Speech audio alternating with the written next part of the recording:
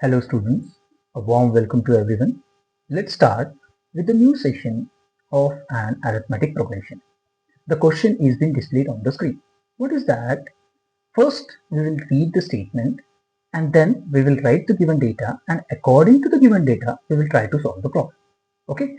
Students, keep in mind this particular question is very important because such kind of questions are said to be asked and you have to face these all problems. Okay? So what is that? First of all, I will read the statement. What is that? The 17th term of an AP. Which term, students? 17th term. So we are talking about the 17th term, and that 17th term of an AP. So if the sequence is in an AP, you can say that you have a common difference. This is the most important point which we have already discussed. So we are talking about the 17th term. What happens to the 17th term? That particular 17th term of an AP is going to exceeds. Exceeds means what? It is said to be in an increasing order, or it increases, but it increases by how much? But it increases in which form? That is also very important. So 17th term of an AP exceeds its 10th term, but by how much? By 7. So students, try to think about this particular statement and think over it and then convert that particular statement into a form of equation.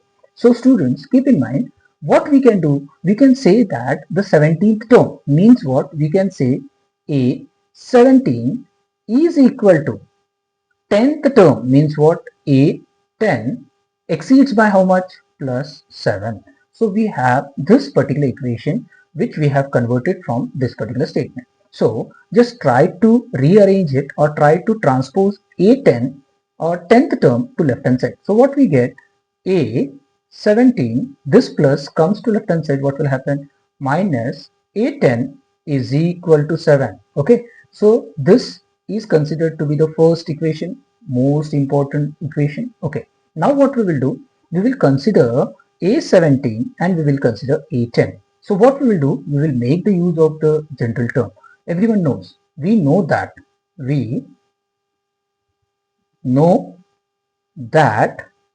an is equal to a plus n minus 1 into d. Okay, so we will consider the 17th term. So when n is equal to 17, so just try to substitute the value of n is equal to 17 in the general term. So a 17 is equal to a plus 17 minus 1 into d. So what we get? A 17 is equal to a plus 16d. This is the second equation. Okay. Now what we will do? We will consider the 10th term. What we have? Do we have the value of n? Yes, n is equal to 10. So what we will do? When n is equal to 10, we will make the use of the same general term. A n is equal to a plus n minus 1 into d. Okay, now substitute the value of n is equal to 10.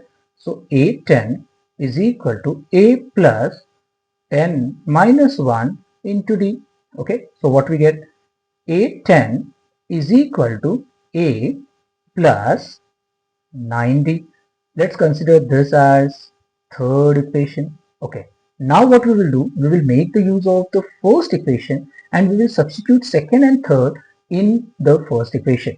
So we have a17 minus a10 is equal to 7. Okay, now substitute the above equations. A17 means what? A plus 16d, mention it in the bracket, minus a10 means what? A plus 9d, okay, is equal to 7.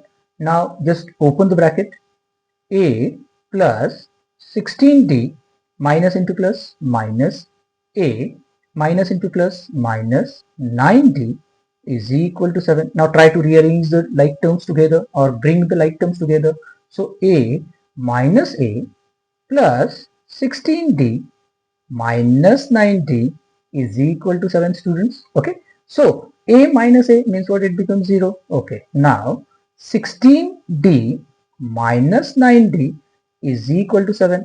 Now 16d minus 9d is how much, students?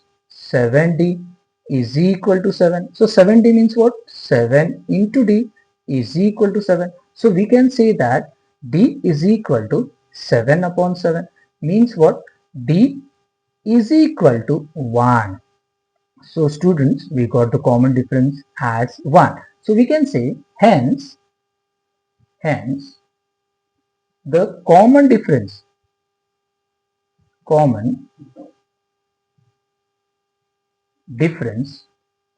of an AP is 1. Okay, so students, this is our solution. Hence, in this way, if you are going to solve the problem, the solution is said to be perfect. Okay, thank you, students.